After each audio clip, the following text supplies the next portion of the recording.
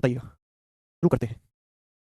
हाँ तो देखिए, मैंने आपको मल्टीप्लाइंग फैक्टर का कंसेप्ट समझा दिया है सीआई में, उसी पर बेस सवाल है। बोला है वार्षिक रूप से चक्रवृद्धि ब्याज की राशि 2 साल में 10,890 और 3 साल में 11,979 हो जाती है। राशि ज्ञात कीजिए। सवाल यह है कि कोई धनराशि 2 साल में कितनी हो जाती है? 10,890 रुपए हो जाती है। और वही धनराशि 3 साल में कितनी हो जाती है? 11,979। यानी कि ये पैसे 2 और 1 3 साल होता है, ये 10,890 ही 1 साल बाद 11,979 रुपीस बन जाते हैं।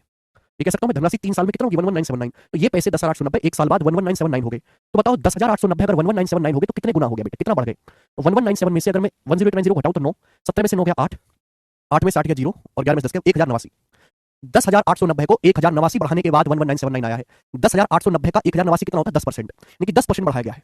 10,890 को 10% बढ़ाने के बाद ही आया है।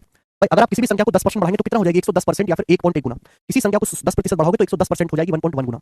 यानी कि 10,890 का 1.1 गुना है ये 11,979। तो 1 साल का मल्टीप्लाइंग फैक्टर 1.1 है। 2 साल का मल्टीप्लाइंग फैक्टर क्या आएगा? 2 साल का मल्टीप्लाइंग फैक्टर आएगा 1.1 का स्क्वायर। आपसे पूछा है मेरे दोस्तों राशि याद करें, यानी कि प्रिंसिपल का 1.1 का स्क्वायर क्या होता है? 1.1 का स्क्वायर होता है 1.21। प्रिंसिपल का 1.21 टाइम्स ही 10,890 रुपए है। ठीक है ना? सुनिए ना, 1 साल का मल्टीप्लाई 11/10 गुना हो रहा है 1.1 टाइम्स। 1 साल का मल्टीप्लाइंग फैक्टर 1.1 है तो 2 साल का क्या होगा? 1.1 का स्क्वायर। तो प्रिंसिपल का 1.1 का स्क्वायर क्या होता है? 1.21 ही 10,890 है। यहाँ से प्रिंसिपल क्या आएगा? दशमलव से 20। 121 से मेरे दोस्तों कितनी बार जाएगा ये? 1,89 9 बार, 9,000। तो आपका जो मूलधन है वो 9,000 रुपए है। ए ऑप्शन इस सवाल का आंसर है। और प्यारा सवाल था ये बच्चों। तो ऐसे